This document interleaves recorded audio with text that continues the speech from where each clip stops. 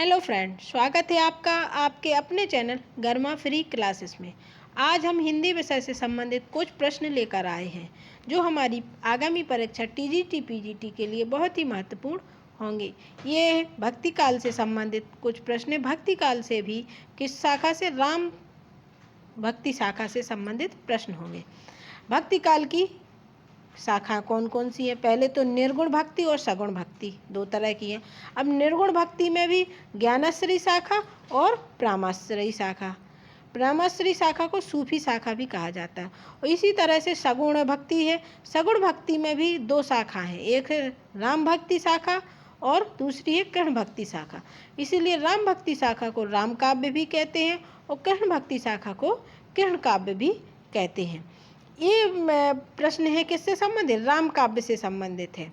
इसमें कुछ प्रश्न होंगे, अगले वीडियो में भी प्रश्न होंगे, इसीलिए वीडियो को पूरा देखिएगा और पसंद आए तो लाइक और चैनल को सब्सक्राइब जरूर करिएगा। शुरुआत करते हैं हम प्रथम प्रश्न से। पहला प्रश्न है, कलि कुलिस जीव निस्तार हित वाल्मीकि तुलसी भयो। उक्ति किस कवि की है? पूछा गया है कि ये उक्ति दी गई है किस कवि की दी गई है। इसमें चार ऑप्शन दिए गए हैं, नरहरि बारहट, ईश्वरदास, अग्रदास और नाभादास। इसमें हमको उत्तर बताना है कि किसकी है। ये पंक्ति है किसकी? नाभादास की। किसकी? नाभादास की है। अब नाभादास स्वामी अग्रदास के शिष्य थे। किसके? स्वामी अग्रदास के शिष्य थे। और इनकी प्रमुख कृतियाँ कौन कौन सी है? एक तो भक्तमाल है और दूसरी अष्टयाम है। किसकी? नाभादास की।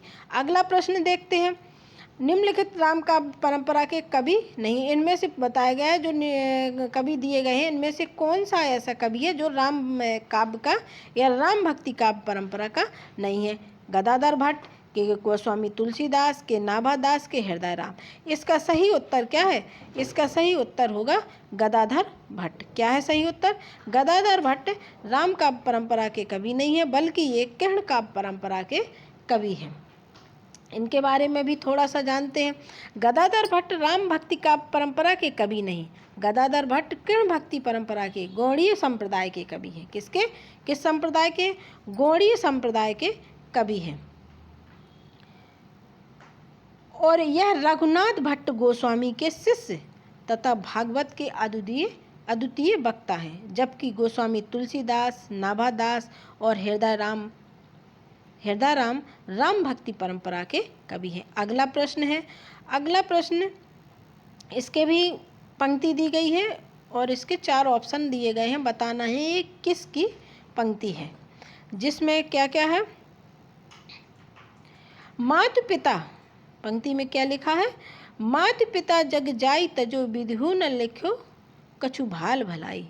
ये तुलसीदास की पंक्ति है, जिसमें तुलसीदास जी अपनी उसके बारे में बता रहे हैं माता पिता ने दुनिया में पैदा करके मुझे त्याग दिया है और विधाता ने भी मेरे भाल या भाग्य में कोई भलाई नहीं लिखी है। ये सब इस पंक्ति का अर्थ है। इसमें बताया गया किसकी है? ये किसकी है? तुलसीदास की। किसकी? तुलसीदास जी। तुलसीदास जी विधाता से ये बोल रहे हैं। अब हम तुलसीदास जी का थोड़ा सा जीवन परिचय भी जानेंगे इस प्रश्न में, इस आंसर में। ये तुलसीदास जी का बचपन घोर दरिद्रता एवं असहाय अवस्था में बीता। कैसे? घोर दरिद्रता और असहाय अवस्था में बीता। माता पिता ने उन्हें दुनिया में पैदा करके क्या त्याग दिया और विधाता ने मेरे भाल या भाग्य में कोई भलाई नहीं लिखी। तुलसीदास जी का जन्म 1532 ईस्वी में, मृत्यु 1623 ईस्वी में। माता का नाम हुलसी और पिता का नाम आत्माराम दुबे था। इनकी पत्नी का नाम रत्नावली और शिक्षा गुरु शेष सनातन थे। और दीक्षा गुरु कौन थे? दीक्षा गुरु थे नरहरियानंद इनके दीक्षा गुरु थे। अब नाभादास ने तुलसीदास को क्या कहा था? नाभादास ने तुलसीदास को कलिकाल का वाल्मीकि कहा और अमृतलाल नागर ने मानस का हंस कहा। किसे? तुलसीदास को। तुलसीदास ने कुल 12 ग्रंथों की रचना की। 12 ग्रंथों में 5 बड़े ग्रंथ हैं और 7 छोटे ग्रंथ हैं, जिसमें सबसे प्रमुख कौन सा ग्रंथ है? रामचरितमानस है। ये 12 ग्रंथ दिए गए हैं। दोहावली, कप्तावली, गीतावली, रामचरितमानस, रामाज्ञा, प्रश्नावली, रामलला, नैचू, और कौन कौन से हैं? रामलला, नैचू, पार्वती मंगल, जानकी मंगल, बरवे रामायण, वैराग्य संदीपनी एवं कहणवी गीतावली, ये उनके कुछ प्रमुख ग्रंथ हैं। अगला प्रश्न है, गोस्वामी तुलसीदास जी की भक्ति किस तरह की थी? गोस्वामी तुलसीदास जी की भक्ति दास स्वभाव की थी। किस तरह की थी? दास स्वभाव की भक्ति थी। अभी हमने पिछले प्रश्न के आंसर में जाना था कि गोस्वामी तुलसीदास जी का जन्म कब हुआ था? 1532 ईस्वी में, मृत्यु 1623 ईस्वी में हुई थी। इनकी माता का नाम हुलसी देवी और पिता का नाम आत्मा राम दुबे था। पत्नी रत्नावली और दीक्षा गुरु नरिहरा नंद थे। अब गोस्वामी तुलसीदास राम भक्ति शाखा के प्रतिनिधि कवि हैं। इन्हें क्या राम भक्ति शाखा का प्रतिनिधि कवि माना जाता है। तुलसीदास रामानुजाचार्य, किसके? रामानुजाचार्य के कौन सा संप्रदाय? श्री संप्रदाय। और इसका सिद्धांत तो क्या था? विशिष्टाद्वैत से बहुत ही ज़्यादा प्रभावित थे। कौन? तुलसीदास। अभी तुलसीदास जी के कुछ ग्रंथ पिछले आंसर में भी जाना था। रामचरितमानस, कृष्ण गीतावली, विनय पत्रिका, रामलला नैचू, दोहावली, बरवे रामायण, रामाज्ञा प्रश्नावली, गीतावली, ये सारे उनके ग्रंथ हैं। अगला है, राम भक्ति काव्य धारा से संबंध कवि नहीं है। अभी हमने पिछले भी देखा था, जो है गदाधर भट्ट हैं, जो वो राम भक्ति शाखा के नहीं बल्कि कृष्ण भक्ति शाखा के कवि माने जाते हैं। ये कृष्ण भक्ति शाखा के कवि हैं। आगे राम भक्ति शाखा के कौन कौन से कवि हैं? जैसे तुलसीदास, विष्णुदास, ईश्वरदास और स्वामी अग्रदास, प्राणचंद, हृदयराम, ये सारे राम भक्ति शाखा के कवि हैं, जिनकी रचना है तुलसीदास की रामचरितमानस, विनय पत्रिका और रामाज्ञा प्रश्नावली। 12 वैसे तो 12 ग्रंथ हैं, ये कुछ दिए गए हैं। विष्णुदास के हैं रुक्मणी मंगल, स्वर्गारोहण, ईश्वरदास की भरत मिलाप, अंगद पेज, और स्वामी अग्रदास के अष्टयाम, हितोपदेश, उपखाण बावनी, प्राणचंद चौहान रामायण महानाटक, और हृदय राम के सुदामा चरित और हनुमान नाटक, ये हृदय राम के ग्रंथ हैं। अगला प्रश्न है, सुंदरकांड। रामचरितमानस का सुंदरकांड कौन सा कांड है? रामचरितमानस गोस्वामी तुलसीदास जी का एक बहुत ही महत्वपूर्ण ग्रंथ है, जिसमें कुल 7 कांड हैं। 7 कांड कौन से हैं? जिसका पहले कांड का नाम बालकांड, दूसरे का अयोध्या कांड, तीसरे का अरण्य कांड, चौथे का किष्किंधा कांड और 5वें का नाम क्या है? सुंदरकांड। जो इस प्रश्न में पूछा गया है कि रामचरितमानस के जो सुंदरकांड है वो कौन से नंबर कांड है? ये 5वां कांड है, और 6वां लंका कांड और 7वां उत्तरकांड है। अब सुंदरकांड के बारे में भी थोड़ा सा हम जानते हैं। सुंदरकांड में हनुमान जी द्वारा सीता की खोज, क्या क्या है? हनुमान जी द्वारा सीता की खोज, राक्षसों का संहार का वर्णन किया गया है। यह दोहा चौपाई में है। ये सुंदर का जो है किस छंद में है? दोहा चौपाई में। अयोध्या कांड को रामचरितमानस का हृदय स्थल कहा जाता है। क्या कहा जाता है? अयोध्या कांड को रामचरितमानस का हृदय स्थल कहा जाता है। अगला टॉपिक है ये क्या? रामचरितमानस की रचना कब हुई थी? ये हुई थी 1631, संवत 1661। कब? संवत 1661 चैत्र शुक्ल रामनवमी मंगलवार को प्रारंभ की गई थी रामचरितमानस की शुरुआत, और इसे पूर्ण होने में 2 वर्ष 7 महीने और 26 दिन का समय लगा था। ये तुलसीदास जी के ग्रंथ हैं, जो हमने पिछले भी देखे। अगली पंक्ति ये दी गई है प्रश्न में, सिया राम मैं सब जग जानी, करहूँ प्रणाम जोरी जुग पानी। उपयुक्त पंक्ति तुलसीदास के किस दार्शनिक सिद्धांत की वंदना करती है? अभी हमने पिछला देखा था कि जो तुलसीदास जी किस दर्शन से प्रभावित थे? ये विशिष्टाद्वैत सिद्धांत से प्रभावित थे। ये श्री संप्रदाय, जो रामानुजाचार्य का श्री संप्रदाय है, उसका सिद्धांत था विशिष्टाद्वैतवाद, उसी से बहुत ज़्यादा प्रभावित थे। तो इसका सही उत्तर होगा विशिष्टाद्वैतवाद। अब हम थोड़ा सा विशिष्टाद्वैतवाद के बारे में भी जानेंगे। विशिष्टाद्वैतवाद सिद्धांत विशिष्ट प्लस अद्वैत से मिलकर बना है। यह रामानुजाचार्य, जिनका जन्म सन 1016 और मृत्यु 1127 ईस्वी में हुई थी, का प्रतिपादन किया था। किसने? रामानुजाचार्य ने विशिष्टाद्वैतवाद सिद्धांत का प्रतिपादन किया था। इसके अनुसार यद्यपि जगत और जीवात्मा दोनों कार्यरत हैं, उन्होंने कहा है जगत और जीवात्मा दोनों कार्यरत हैं, ब्रह्मा से भिन्न है, फिर भी ब्रह्मा से ही उद्भव है, ब्रह्मा से ही उसका उसी प्रकार का संबंध है जैसा कि किरणों का सूर्य का है। ब्रह्मा से उसका उसी प्रकार का संबंध है जैसा किरणों का सूर्य से होता है। अतः ब्रह्मा एक होने पर भी अनेक है। ये विशिष्टाद्वैतवाद सिद्धांत के मत हैं। अब अगला प्रश्न में भी पंक्तियां दी गई हैं। कीरति भिन्नति भूत भली सोई, सुर सरिसम सब कह हित होई। ये पंक्ति किसकी है? पूछा गया है कि कीरति भनति भूत भली सोई, सुर सरिसम सब कह हित होई। ये पंक्तियाँ किसकी हैं? ये पंक्तियाँ हैं तुलसीदास की। किसकी है? तुलसीदास की पंक्तियाँ हैं। आगे भी कुछ पंक्तियाँ दी गई हैं और उनके बताया गया है कि किसकी पंक्तियाँ हैं। ये तो देखा अभी तुलसीदास की थी।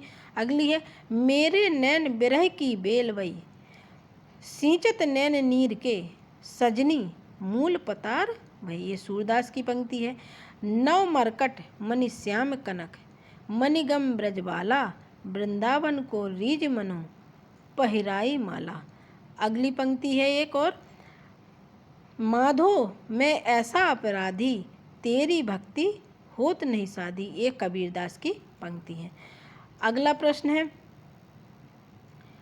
रामचरितमानस में तुलसीदास ने सर्वप्रथम इनमें से किसकी वंदना की थी? रामचरितमानस में तुलसीदास ने सबसे पहले किसकी वंदना की थी? पार्वती शंकर की थी, कि वाल्मीकि हनुमान की थी, कि सरस्वती गणेश की थी, कि सीताराम की थी?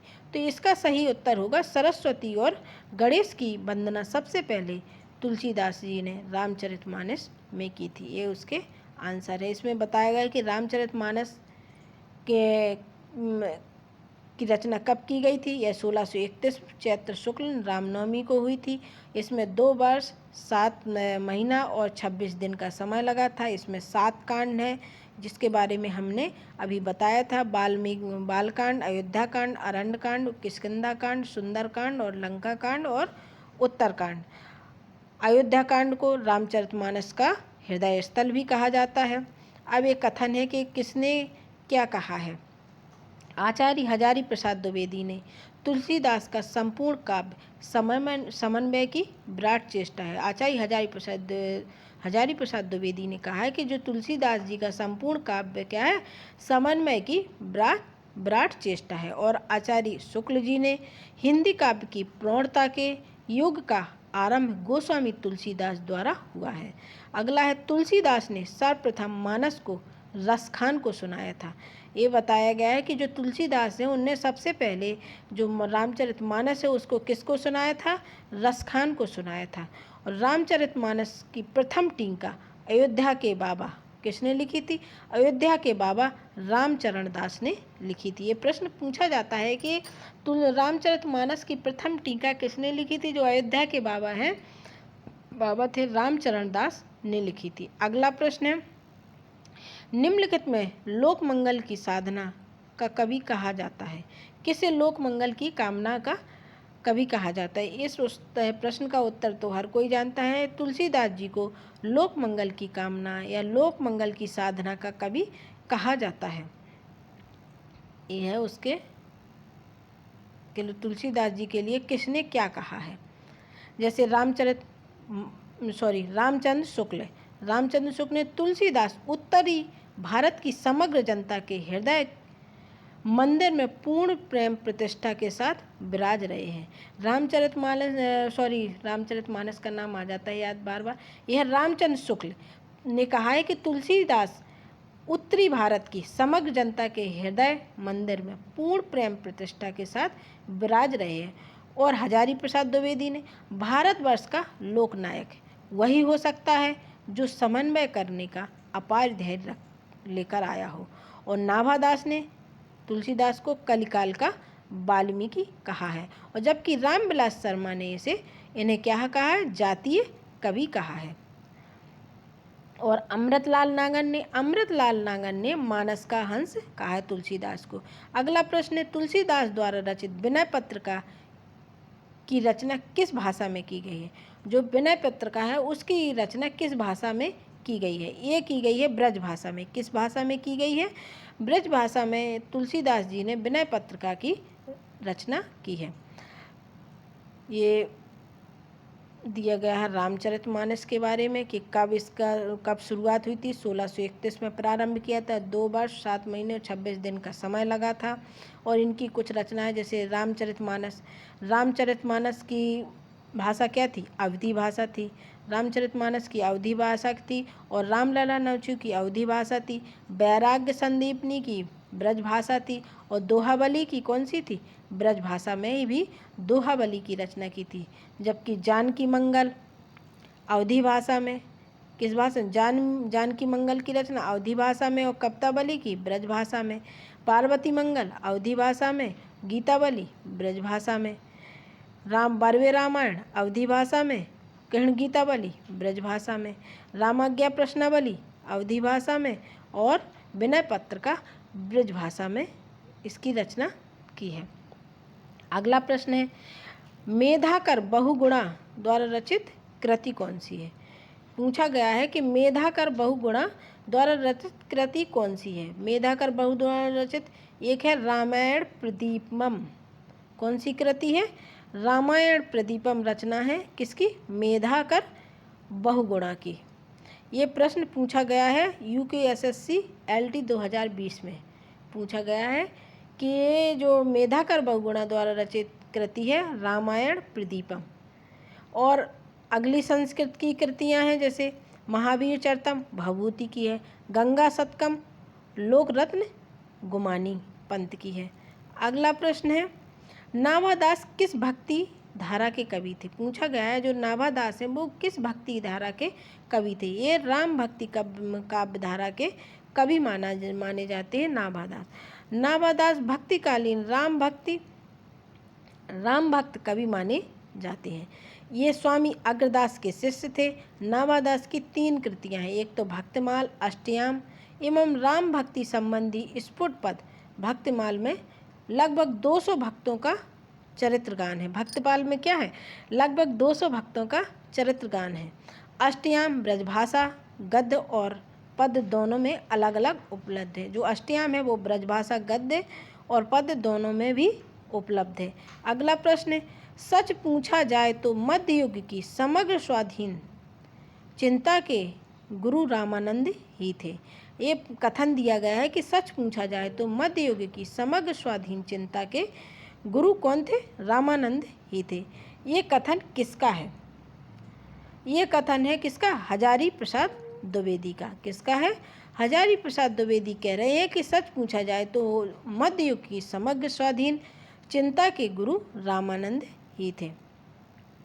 इसमें रामानंद के बारे में हम थोड़ा सा जानते हैं। रामानंद का जन्म प्रयाग के ब्राह्मण परिवार में हुआ था। इनकी माता का नाम सुशीला देवी, पिता का नाम पुण्य सदन और इनके कुछ शिष्य थे जैसे कबीर, रैदास, सुरसुरी, अनंतानंद, पीपा, धन्ना इनके प्रमुख शिष्य थे। कुल 12 शिष्य थे इनके।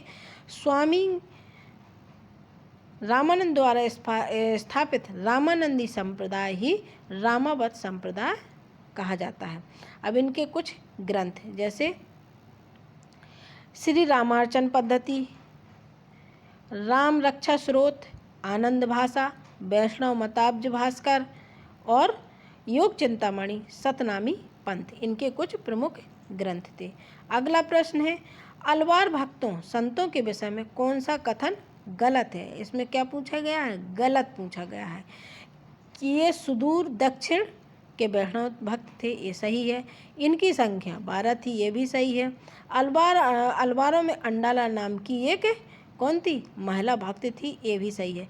इसका जो उत्तर ये गलत है कि उच्च वर्ण जाति के थे, ये गलत है इसमें दिया गया है। अब थोड़ा सा इनके बारे में जानते हैं, अलवार भक्तों के बारे में। अलवार सुदूर दक्षिण के वैष्णव भक्त थे। इनकी कुल संख्या 12 थी और इनमें एक महिला अलवार संत जिसे अंडाला भी कहा जाता है। क्या कहा जाता? अंडाला भी कहा जाता है। ये अलवार भिन्न भिन्न जातियों में पैदा हुए थे, परंतु संत होने के कारण इनका समान रूप से आदर है। 12 अलवार संतों का समय 6वीं से 9वीं शताब्दी के बीच माना जाता है। वीडियो को पूरा देखने के लिए थैंक यू। और इसके बाद हम इसी से संबंधित कुछ और भी प्रश्न लेकर आए हैं, इसलिए चैनल को सब्सक्राइब करिए और वीडियो को लाइक करिएगा। पसंद आए तो आगे भी शेयर करिएगा चैनल को, जिससे हमें और अच्छे वीडियो बनाने का मौका मिलेगा। Thank you very much.